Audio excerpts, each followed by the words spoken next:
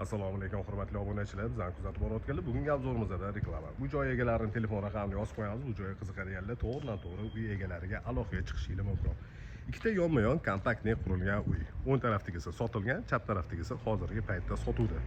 Demak, ko'cha tarafdan darvozagacha bo'lgan masofada ikkita mashina bemalol sig'sa bo'ladigan joy qoldirilgan va chap tarafimizda, o'ng tarafimizda zelyoniy zona uchun joylari ajratilgan.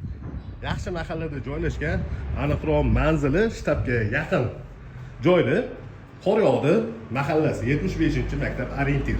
Kichikroq hovlisi ham bor va uy ichiga kirib kelamiz. Bu joyda uyga kirishimiz bilan xo'l qismi bo'lyapti.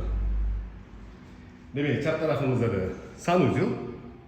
Bu joyda ko'rib turganingizdek xo'l bo'lyapti va xo'ldan o'tib oshxonaga kiriladi. Mana oshxonaning ko'rinishi va kichikroq orqa hovlisi ham bor.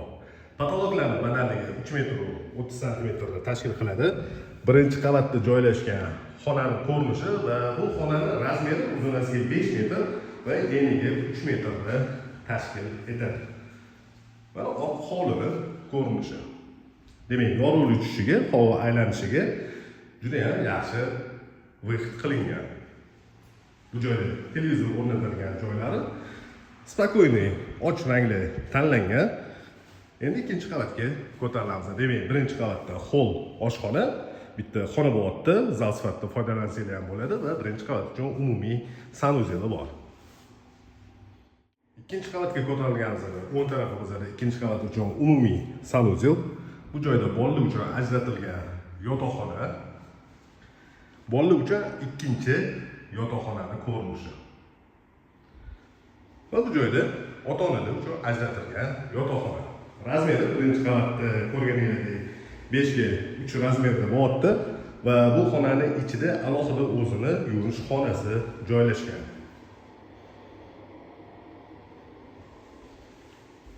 Endi imoratning eng tepa qismi mansardaga ko'tarilamiz. Mansarda yaxlit bitta katta xonadan iborat. Bu ko'rsatayotgan joyimizdan garderobli sifatida foydalansanglar bo'ladi. Mansardaning umumiy ko'rinishi, bu joyda ikkita oynaroq o'rnatilgan yorug'lik tushishiga va patolog qismlari двойной утепление qilingan. Ya'ni pena va minvata ishlatilgan. Issiq sovuqni o'tkazmaydi.